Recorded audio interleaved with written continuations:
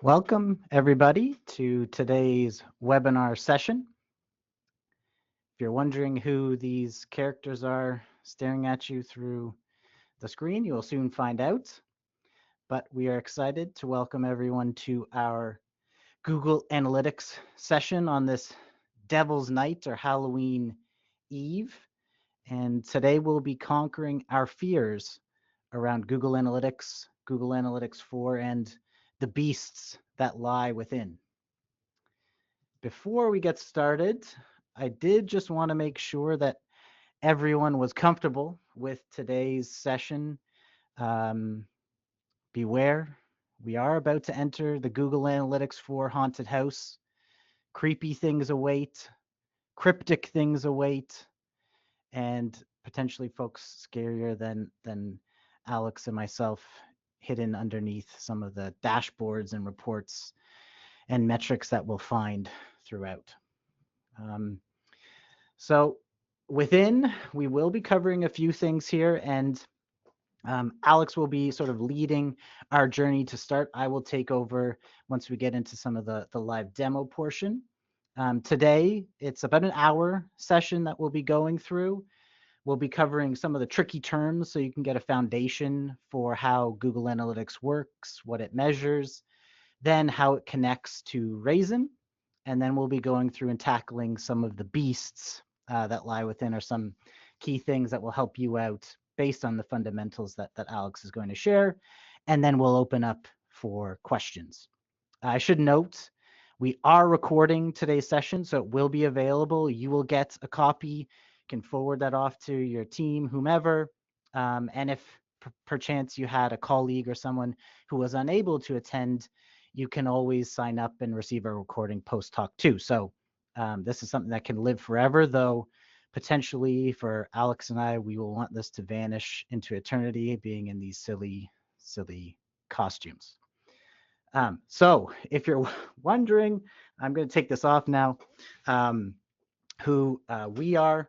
My name is Tim, or Timmy the Hamster, as I was until seconds ago. I am the product marketing director at Raisin, and excited to share some of the learnings on Google Analytics, as it's a tool that even outside of fundraising, I'm in quite a bit as it relates to some marketing initiatives that we do on the Raisin side. And I'm pleased to introduce my compadre on this session, Outlaw Allie. Hi everyone, today I am Outlaw Allie, but others may know me as Alex. I'm a CX manager here at Raisin. And I will be hopping into the first portion of today's webinar. So, is everybody ready to enter the spooky world of GA4 today? Just a quick check if everyone has access to the QA feature, the question and answer feature, I should elaborate. And if you don't, just maybe throw it in the chat just so we are aware and we can get that sorted, but hopefully everyone has access. Give a moment here. All right, I will continue then. All right, so hopping into it. Just like ghosts wandering through your website, your visitors often come and go without you ever seeing them.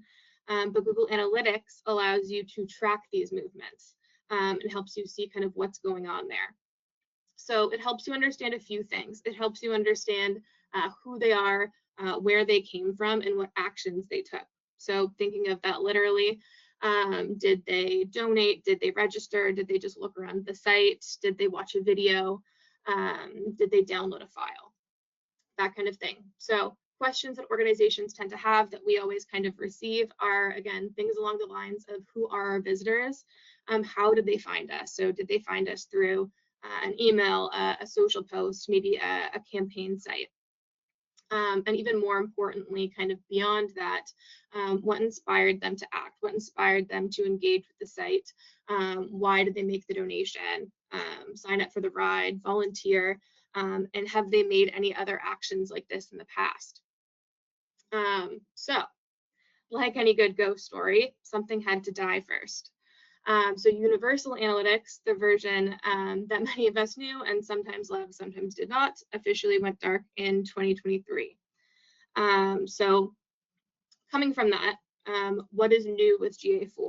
What's the difference here? So it's built to help us understand behavior and engagement more than just kind of what is literally happening on the site. So the behavior of the donor, the behavior of those supporters you have on your site.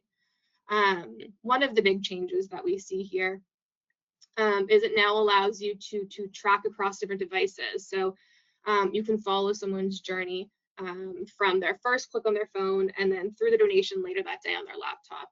And it allows you to track all of those actions into one story. It's also built for today's privacy first world. So things like cookie consent and tracking limitations. GA4 still is designed to give you some insights there while still respecting a user's choices, which is very important. And because it uses Google Machines learning, it can start predicting trends for you. So it could start doing things like spotting campaigns that may perform best or supporters who are most likely to come back and view your site. There's also much more flexibility on how you see your data. You can customize reports and really focus on what matters to you. What one organization tracks and reporting might not be what another does. And that will be kind of elaborated on a little bit later.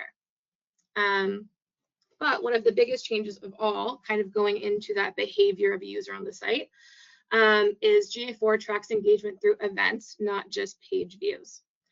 So it's not only just about where that visitor goes, but what they do once they get there.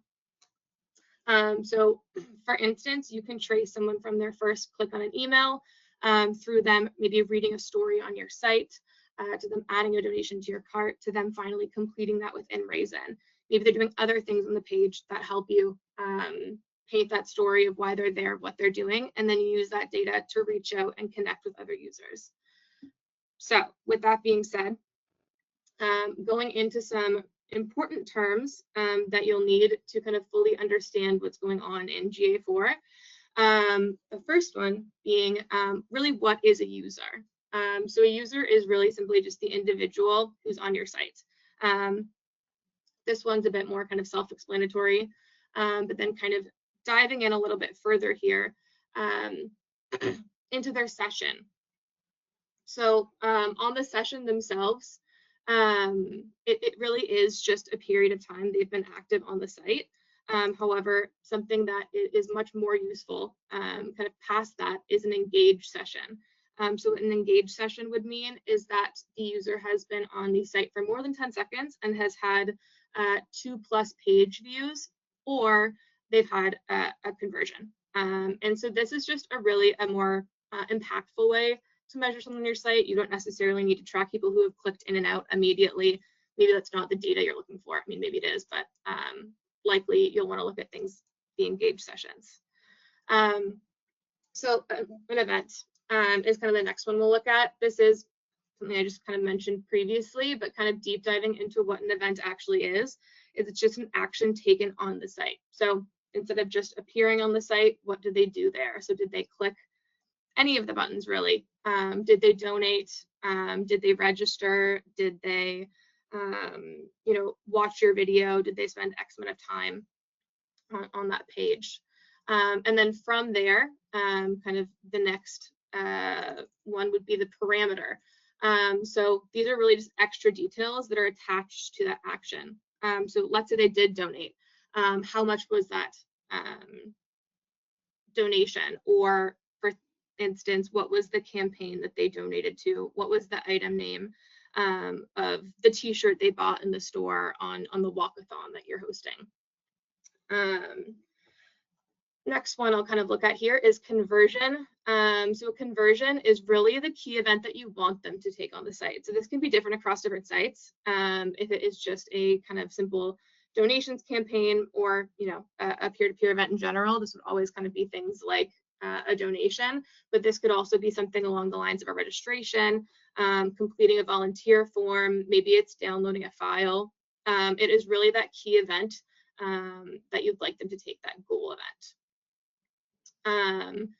The next one to look at is what a source or a medium is. And this is one that I'll also kind of deep dive into a bit more in a moment. But really, this is just where the user came from. So did they come from a newsletter that you sent out? Was that newsletter sent via email? Did they come from social media? Was that social media Facebook? Was it Instagram? Was it LinkedIn? And tracking that. Next term we'll want to know is engagement rate. And this is the percentage of engaged sessions. So kind of just what we mentioned, or what I mentioned earlier with engaged sessions, that's really what that refers to. And this replaces what we used to know as the bounce rate. And then the last term I'll kind of hit on right here is explorations. And these are GA4's custom reports, and reporting will be dived into later in this webinar. But that is what an exploration would be.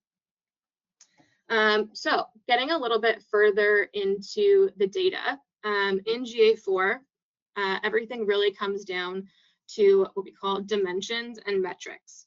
And they kind of paint the picture of who, where, how, why, and then what, how much, and how many.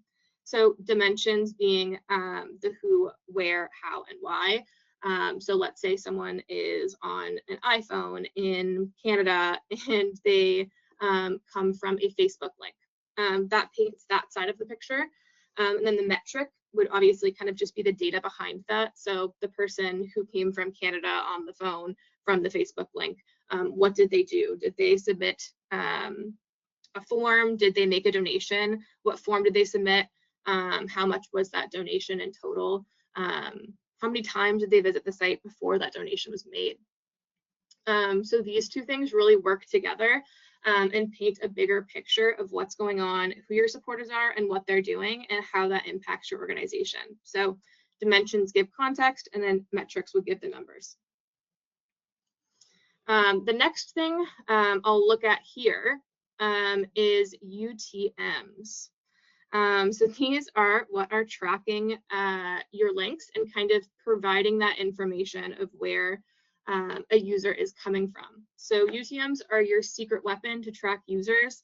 They're essentially little tiny tags that go onto the end of your URLs, and they inform GA4 to exactly where those visitors were coming from. So kind of importantly, without them, GA4 really has to guess where your traffic is coming from, and it will often end up in what's called the direct category. This really is just a mystery category and doesn't really allow you to take action or get a greater understanding of where these users are coming from. If you are putting through a Facebook ad campaign, you may very well want to know where those donors are coming from and if that is adding value. Similarly to if you were pushing out a like a spring marketing campaign or coming up to the holidays, a marketing campaign for the holidays.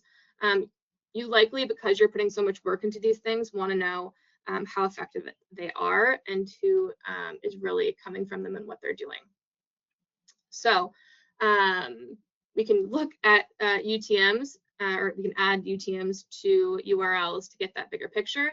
So let's take a look at kind of this example here and see how it's broken down. So a UTM is really just a string that gets added to the end of the URL. This isn't something that GA4 creates. You would create these yourself and add them on, and then GA4 automatically will be able to start reporting on these without any kind of back and forth setup being needed to be completed. So it's essentially this string on the end starting after the question mark, and it indicates a few things: source, medium, and campaign. So you'll be able to tag things like newsletter, Facebook, kind of those examples there. The medium, maybe it's email, maybe it's social media, and then the campaign. So, I mean, if we're in spooky season, maybe you're putting out a spooky season campaign, maybe you're putting out a holiday card campaign. It's really up to you and can be labeled according to like your internal best practice. And this is how you kind of track that information in a really easy tool. And there are lots of tools online that can help you format this as well. So now that we are speaking the language of GA4, metrics, dimensions, and events, You're ready, right?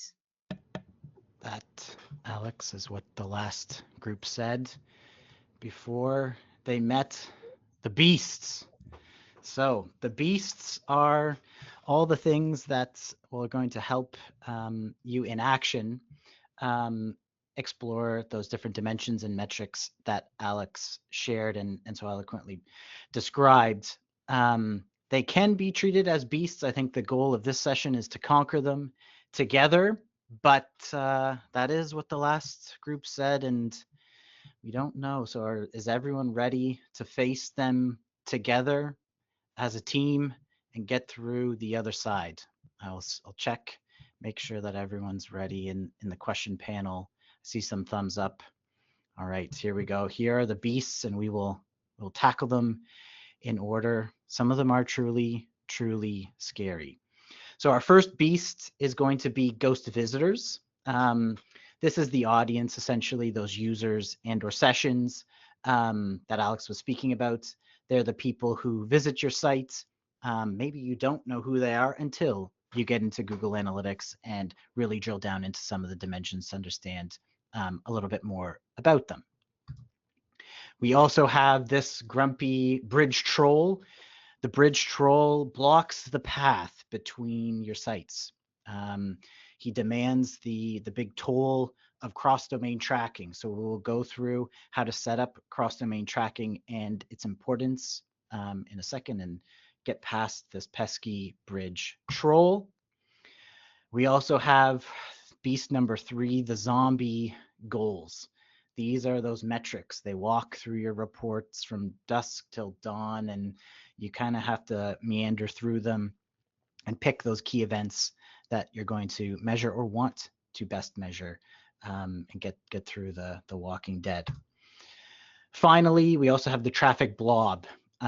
So that direct source is a little bit frustrating. It's just a blob of traffic until we start to shape this mass with some of the UTMs and parameters that either you're doing manually or may already be part of some platforms and tools that you're using today. And we'll go through, as Alex mentioned, some of the programs and tools that you can use to build those UTMs and get a little bit of a better sense of where that traffic is coming from outside of the native tools that are within Google Analytics. So let's face them together. I will pause this presentation. We'll move on over to my live screen. And I will just start sharing that. One moment.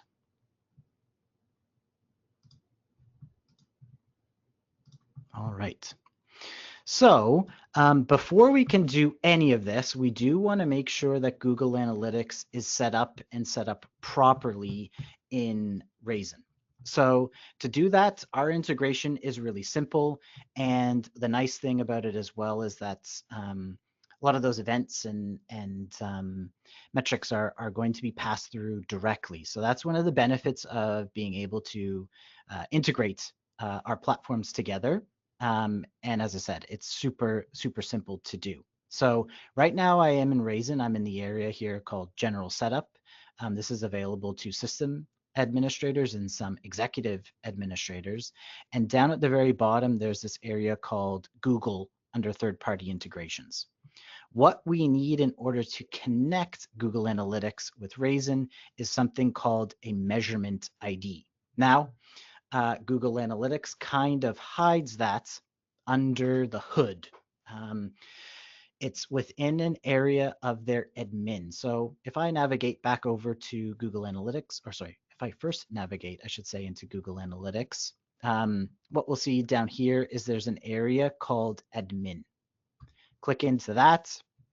And on the right-hand side, under data streams, is the measurement ID that we want. So without getting too in the weeds, maybe there's a more advanced session for this once we become true Van Helsings in this journey. We can talk a little bit more about different streams and what they mean. But for the purposes of web tracking within one GA4 property, we have here the stream. So this is what all the data that flows from your Raisin sites or campaigns or whatever site you're looking to track to is going to stream through. So that's where those events and dimensions and all that stuff that's being captured in session passes through, and there's a little data layer, they call it. So what I would do is I would copy this measurement ID out of Google Analytics. You can see I've already done some of this setup. Basically what you need is just a domain. So that's your Raisin domain or whatever domains it is you're placing this measurement ID. We'll get to that in a second when we talk cross-domain tracking. And then from there, I'd head back into Raisin and I just paste that Google Analytics measurement ID and hit update. Once I have done that, all the campaigns that I want to measure or track, and there could be some you don't want to track in Google Analytics, right? It becomes available to you by way of a little checkbox. So if I head here, for example, to my donations appeal and go into event details, scroll down, there's this area here called Google settings. You'll see by default, we have add tracking. That is checked for me at the moment. But once you want to add tracking, you just click add tracking. And the system will also, as you can see here, allow you to add additional trackers. So some of you, or some talking through some of the changes between Universal Analytics and GA4 or Google Analytics 4, you can tell the difference between what you are tracking or which type of Google Analytics you're tracking by way of this little preface. So for example, up top here, we have this G-75P55. That's a Google Analytics 4 measurement ID. That's that data stream. Things are going to pass through in here. If you go into Google Analytics, you'll get those insights.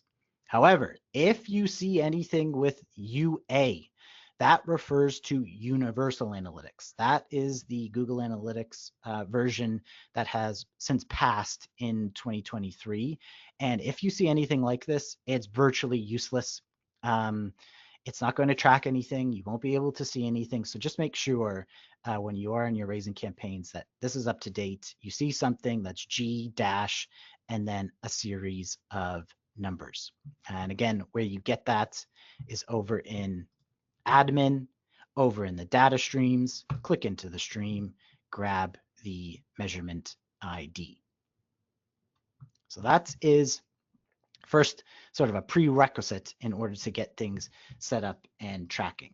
So let's say you have things good to go. How do we verify that things are actually tracking? One of the little picadillos about Google Analytics is you can't always actually see things in real time. They do have a real-time tracker, but it is a little bit delayed. If you want to actually see things at a deeper level, it's sometimes a challenge. So what we can do in Chrome, for those of you that are Chrome users, there is a tool, it's a plugin or extension that's called Tag Assistant.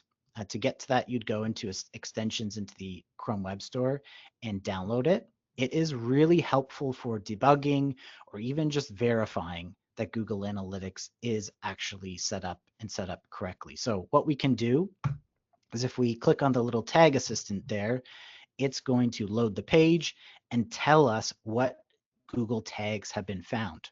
So you can see here, there is the tag that we added into Raisin. If we go here, you can see there 75P. Go back in here, there's our 75P, and it is tracking. We can actually see some of the hits so far that are already in place. So that's a good little verification. We will keep this pinned because this is actually going to be helpful as we start to look at some of the other things in Google Analytics. So we verified that tracking is up. It's working on this site. Now, what are we going to start doing with the data? This is beast number 1. This is our ghost visitors. So the tracker is there. Things are working. How do we analyze those visitors and get a sense of what it is that they're doing?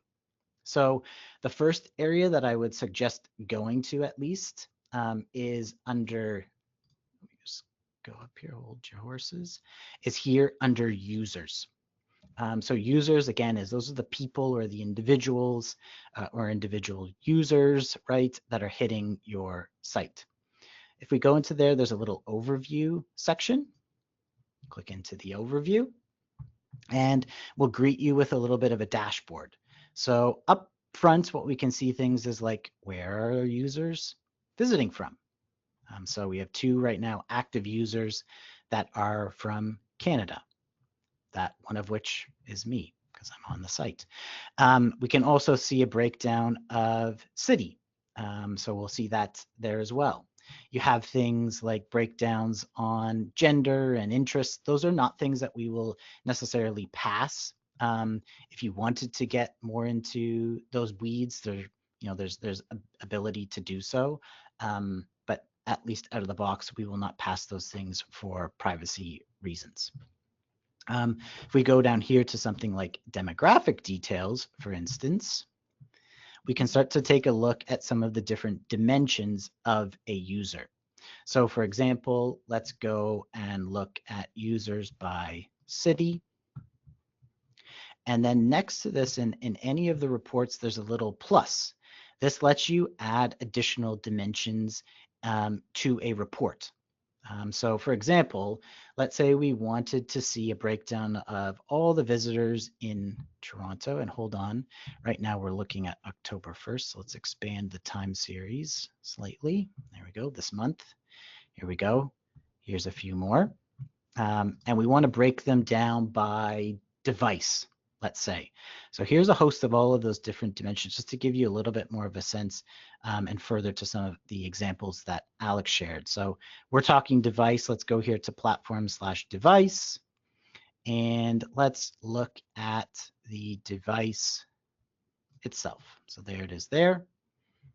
We can see a lot of not set. Let's go and look at device brand. Here we go. This is better. So we can see the different types of devices, I should say, that people are using. So here's all of our visitors in Toronto that are using Apple devices, active users during that time frame, who is new during this time frame, talking about the engagement rate, again, referring to how engaged they are. How many of those visitors are having engaged sessions? So that's that 10 seconds or longer, or converted, or had more than, blanking on the number of events, but if we refer back to the slides, it's there.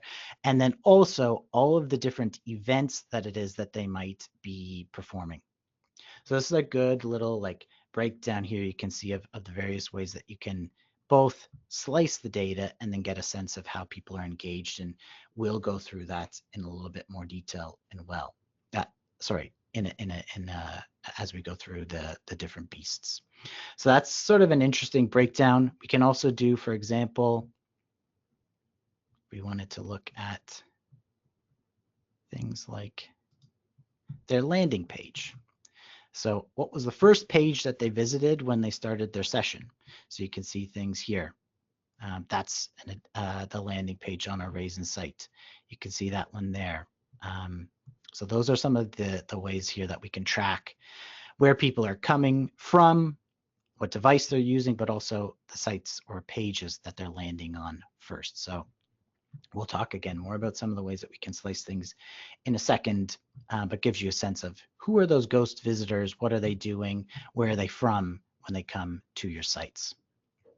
So our next beast is something called Bridge Troll. So the Bridge Troll, this refers to cross-domain tracking. In terms of the things that I see as mistakes, at least, and this is not even speaking about Raisin specifically, but mistakes across the web, is for visitors that are using third-party platforms like Raisin or like a HubSpot, for example, like we use, any tools that you might be performing additional actions on that don't necessarily sit under your specific domain. By not performing cross-domain tracking, you actually lose them or lose a sense of their full journey. So the bridge troll, once they come from, let's say, your website onto the Raisin peer-to-peer walk that you've created on our system, if you don't have cross-domain tracking set up, you will see them leave your site. That's going to be treated like as an abandonment. but then they're actually performing an action on something else that you've created that just doesn't sit under your domain. So the solution to, and obviously that's going to result in inflated bounces or inflated abandonments, and you won't actually get a full sense of how it is that they got to you or the full journey through which they're engaging with you. So I'll give you a real example here. So let's say that I am on raisinsoftware.com. I'm here, I'm getting a sense like of, who our amazing customers are. I'm reading about the solutions that we provide, et cetera, et cetera.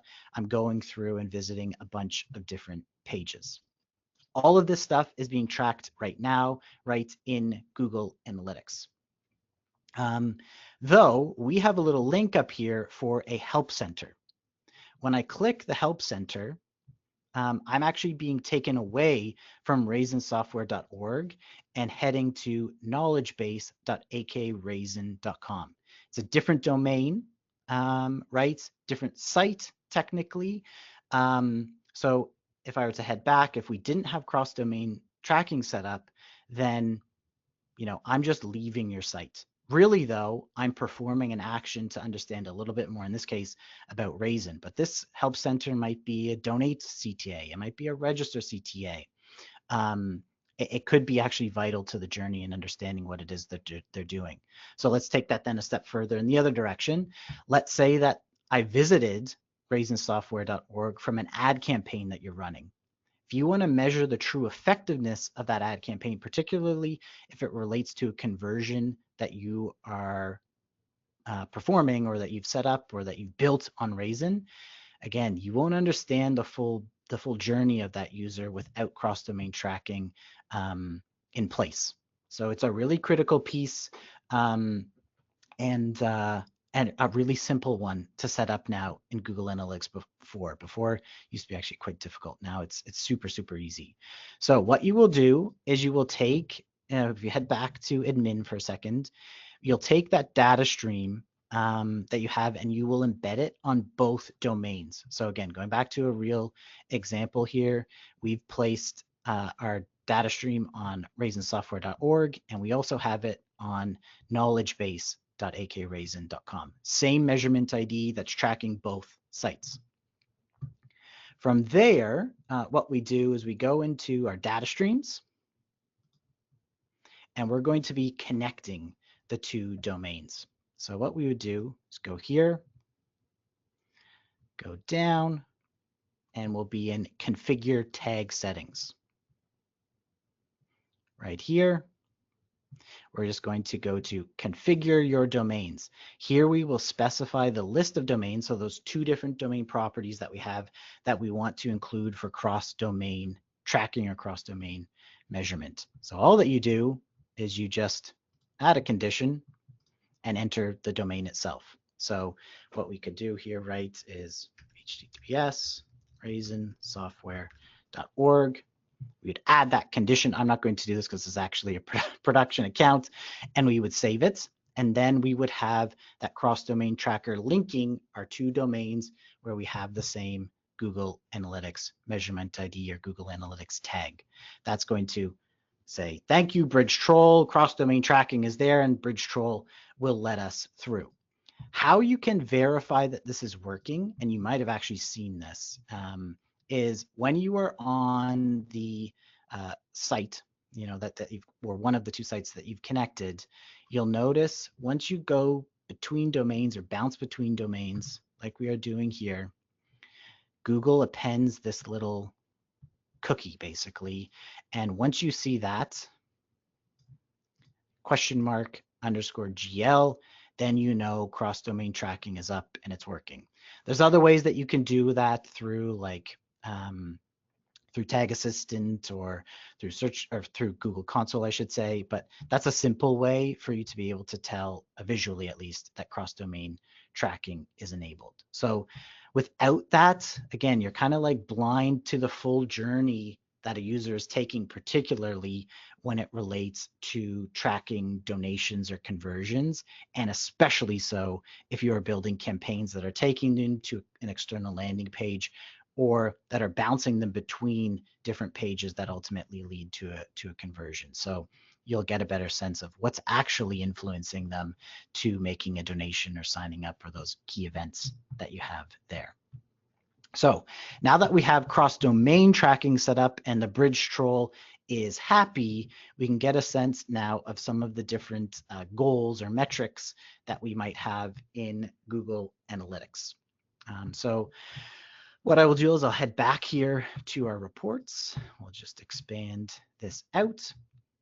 And what we'll take a look at first is like what are pages or screens that are kind of moving users and actually are being sort of most engaged with. So what we can do there is if we go here to our engagement, there's this area here called pages and screens. Over here on pages and screens, we can see all of the different pages where folks are visiting. So for example, here we have this embedded form on raisinsoftware.org. It's getting a lot of views. We actually have some active users there. You can see there's a lot of event activity, which we'll get to in a second, as well as, well, what's notable, fairly low average engagement per user. So while it's being visited a lot, not spending a lot of time on it, that could be good, that could be bad. Depending on what action it is that you're looking for someone to take. If we scroll down, you can also see like here's the homepage for a peer-to-peer event that we have set up. If we're driving traffic to that, ideally, right, we probably want them to be visiting the homepage and then signing up or hitting a FAQ page, let's say. This average engagement time might suggest that people are really just visiting, spending a little bit of time to learn more, and maybe not acting a lot on it. Again, that could be good or bad depending on the journey or how much information you have on it. In this case, 15 seconds, if we're trying to convert them into performing an action, actually not that bad. If we're trying to get them to learn more, not good. So again, those are all sort of contextual things, but is a good sense or a good way for you to just take a look at, you know, what are people visiting, where are people spending most time, and how frequently. You'll be able also to see here, like here's the different slugs. So these are all the different pages that people are on, but again, doesn't necessarily refer to the different actions that they're taking.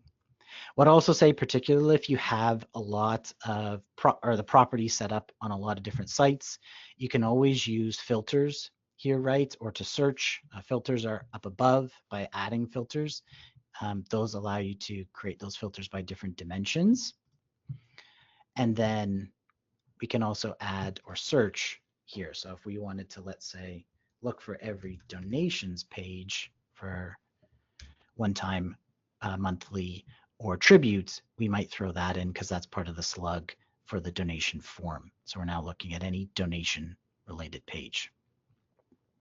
So that's a quick kind of example there of understanding engagement of your ghost visitors. What are some of the things that they're taking or undertaking, I should say. And then across the different actions or pages, as Alex mentioned, everything is an event now in Google Analytics 4. So I might be on a page and I might be like clicking a continue button to move forward or advance in the donation form, or I might be clicking a download link.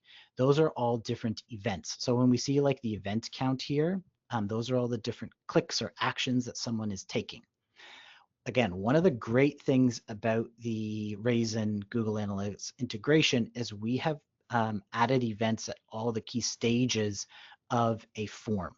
So for example, if I'm on that donation form and I'm over here on general donation, you can see not only are we sending that page view event, but we're also sending an add to cart event. Basically, the add to cart is like I have added something or I've started an action in the flow. I will also point out the steps that you're going to see here are related to our donations module. Flows and these steps and events do differ per module, but you'll be receiving a little helpful guide following our journey on how those differ, so you can potentially set up funnels or at least get a sense of how things are working. So you'll notice when I change the frequency, we have now actually added a different item to the cart. So we've removed the old one, that monthly gift, and now we've added a one-time donation. If you were to click in, you'll actually see some of the other dimensions that are coming through. This is what's all in the data layer here, if you really wanted to get down and dirty on it, but not needed, I don't think, for this. We can also see if I change, we're removing that amount from the cart and adding a new one. So you can see that event taking place there. If I want to check in, we've now added a admin fee to the cart. Continue.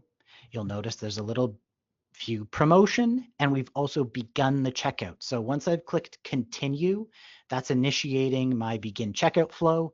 And then we've added the little monthly giving upsell. So that's what the promotion is that we're seeing. I'm going to accept it. We've now added a different item to the cart. That user engagement actually of selecting the promotion, that's being tracked. And then I can proceed here through the form. So let's complete this really quickly. If you need to get in touch with me, that's my email.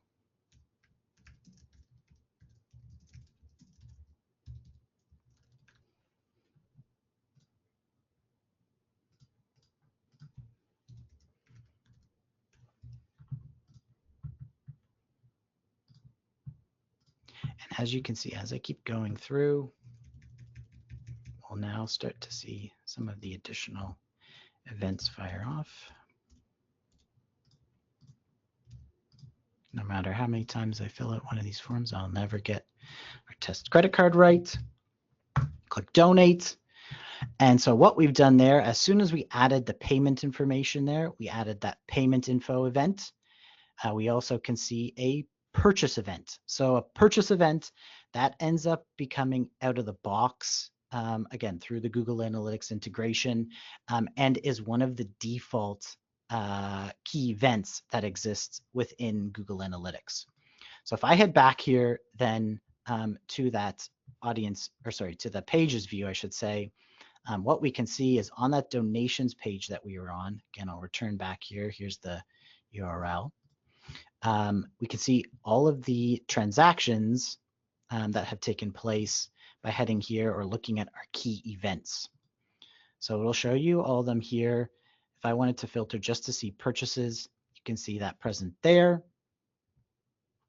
And then we can also get a sense here of how much total revenue, or the total number, or sorry, the total donations that we've received on this page by way of those purchases that we're pushing through the integration, again, out of the box. So there's no configuration you have to do. You can create your own key events. Like if you felt like add to cart was an important key event and you wanted to see it as a conversion step potentially in your list, you can definitely do so.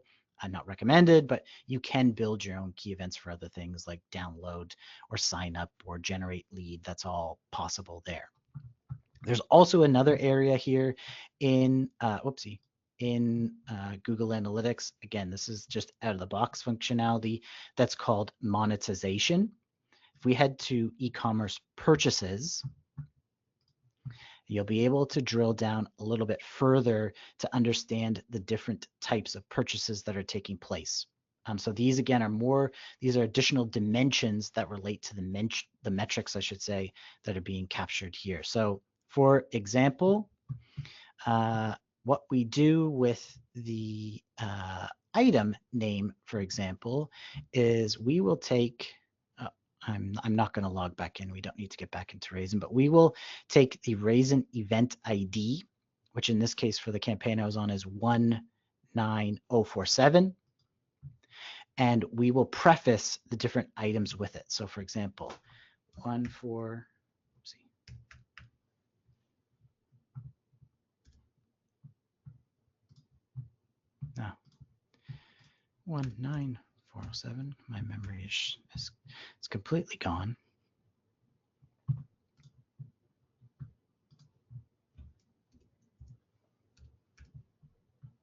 And there we are. Here are the different ways that people have transacted. So again, you'll get this in a little checklist. That you're not expecting you to memorize this, but you'll definitely see these details in Google Analytics now for you. Here's the event ID. So you can always, that's unique. You always have that there. Here is the item type. So this is a general donation, GD. And then there is a monthly gift. Same thing here below, GD, general donation, and a one-time. IH, as you can probably assume, that is in honor. IM is in memory. So we're going to give you all of that detail in the item name, so you can be quite granular. And then there are also additional e-commerce dimensions that we'll send through too. So for example, like if I look at the item category, you can see this is the level above, as you can probably guess, donation. So all the different donation types, we're just going to call them donation in the item category. Admin fee, or the donor covers costs, that gets its own category. If we were to expand and remove that search, you can see sponsorship items, ticket purchases, volunteer signups. Those are all item categories. We can take a look one level down. Here again, donation, group ticket. These are volunteers. Donation to participant. We only have 10 in our view. Let's expand. We'll go to 100. So you can see all that detail coming through directly through the integration. So you can get a sense of things like how many items are purchased, what's the total revenue, calculating e-commerce conversion rates, which now that I'm looking at time, we probably aren't going to have a second to show, but you will be able to use all the out-of-the-box e-commerce reporting to be able to track that. What I will also show here is down here in promotions.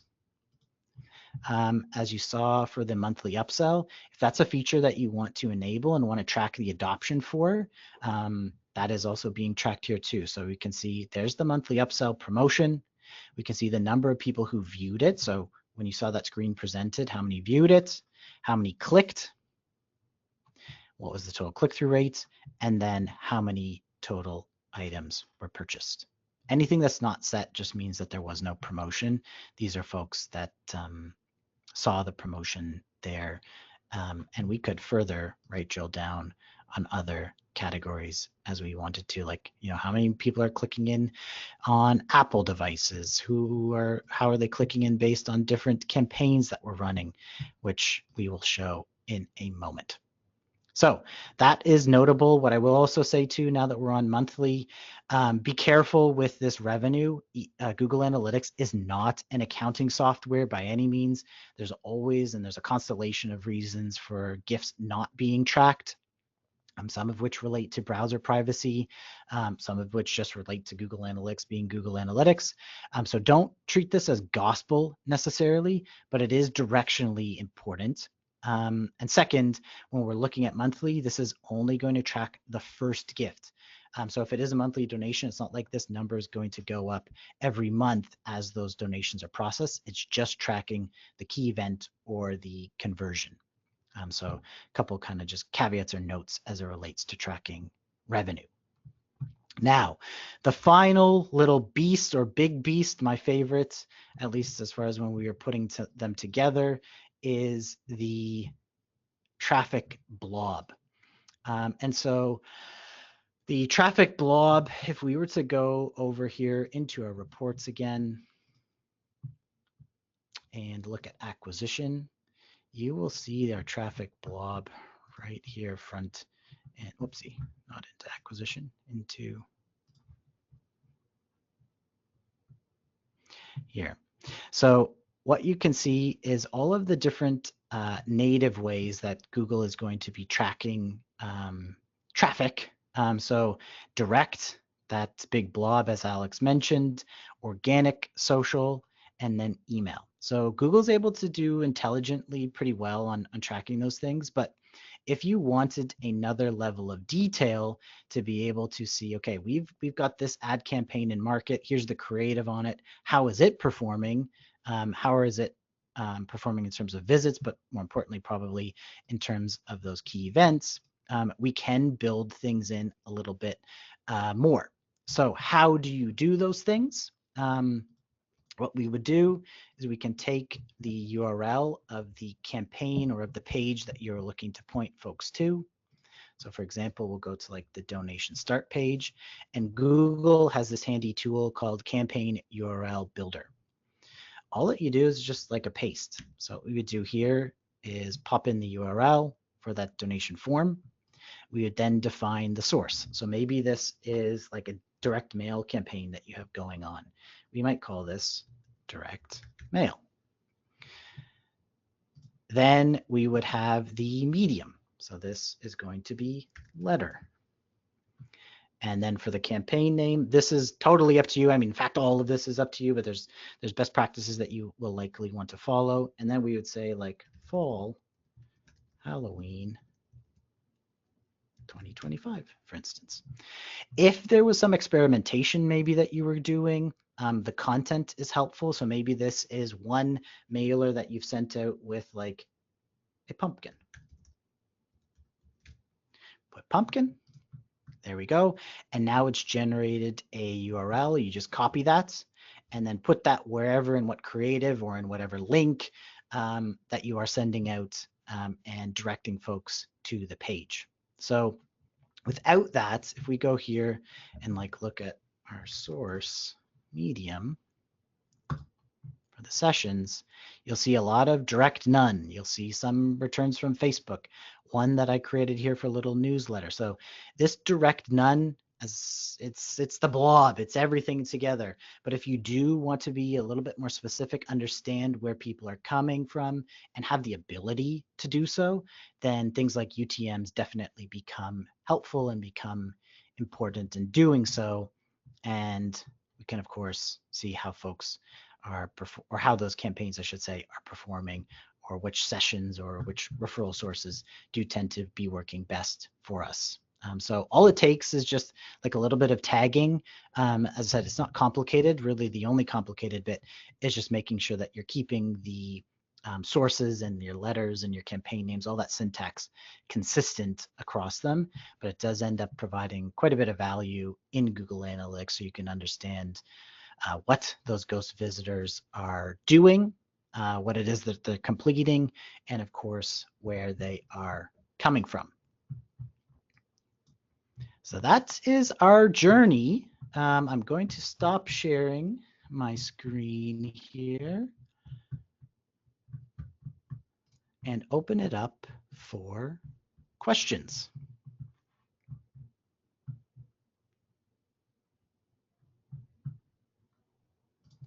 All right, so question number one here is, should we have UTMs in all of our raisin pages for tracking? Hold on, I realize I'm not sharing the correct screen. Hold your horses. My apologies.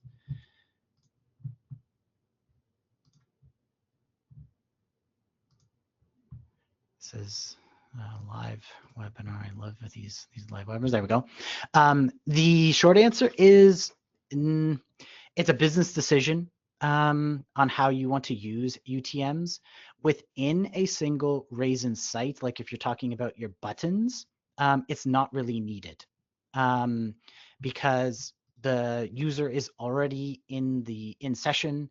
They're already completing those actions. There's not like an external referral source that you're bringing them from. So within a raisin site, probably not necessary. Where it could be useful is if maybe you've built a landing page and you have CTAs that have really specific content in them, or maybe you're doing like testing on that you're taking outside of the raisin site. So maybe to like your homepage or to another landing page or something. And you want to see where they're coming from very specifically, maybe that can become useful. But in general, like just within raisin, no. Where the UTMs, though, are useful is anything that's coming to a form or that you're referring to raisin. That's the best use case. The vice versa, or the other way, I guess, would be coming from raisin to another site. Sometimes the UTMs can be helpful there. But when you're within session or once you're online, the UTMs, you don't have to overkill on them, in my opinion, especially now with Google Analytics 4, with Universal Analytics. I might have said differently, but the button tracking and the technology that they have now in GA4 makes seeing the full journey a lot easier. So that is hopefully a helpful answer there. Another question here is, can we book a meeting to go over our individual events? Yes. Feel free to reach out to me directly or me by way of your client experience manager. Our team's happy to help do a little bit of assessment. While we know Google Analytics and we know the Raisin platform well, we're not like analytics consultants. So depending on what it is that you're looking for, we might say, check this resource out or check this person out, but we can definitely help or help audit or point in the right direction.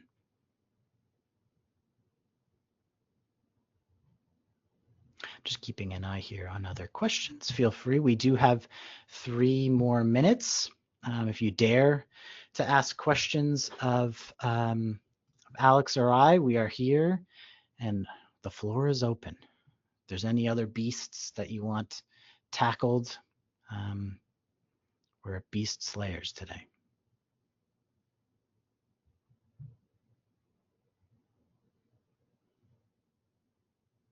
I don't see any other questions. Oh,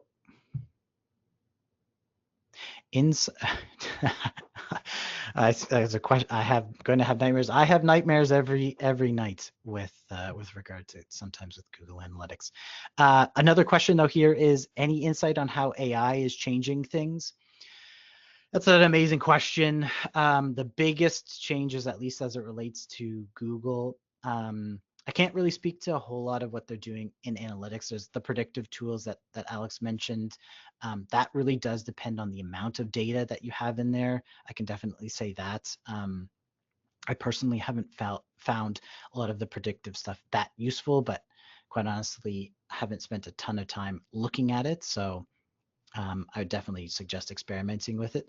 The biggest shift with regard to AI actually relates to search or some of the referrals and how people are finding you. That's a whole different can of worms. That's a whole different beast that could deserve multiple sessions, and no one's really cracked. But obviously, people are finding organizations or information on the web a lot by way of chat bots, ChatGPT, Claude, et cetera, So AEO or GEO or LLMO is kind of replacing search engine optimization or SEO. So that's probably top of mind in the marketing space, but can share some additional resources maybe in the follow-up on some of the AI tools. But as I said, I haven't personally found them that useful, but haven't maybe given them their just due. Another question here is, will the slides be shared? Yes, we will definitely pass these slides along. There will be a little bit of a checklist coming from Alex and I too that documents the different flow and flow steps so you can understand what the journey is, and that might be your next foray into maybe building funnels. And of course, the recording will come alongside too. So if that is the last question, we are right on 2. We are right at the hour mark. So on behalf of both of us, hope everyone has a very happy Halloween, and that it's less terrifying than today's journey through the Google Analytics whorehouse. So thanks, everybody.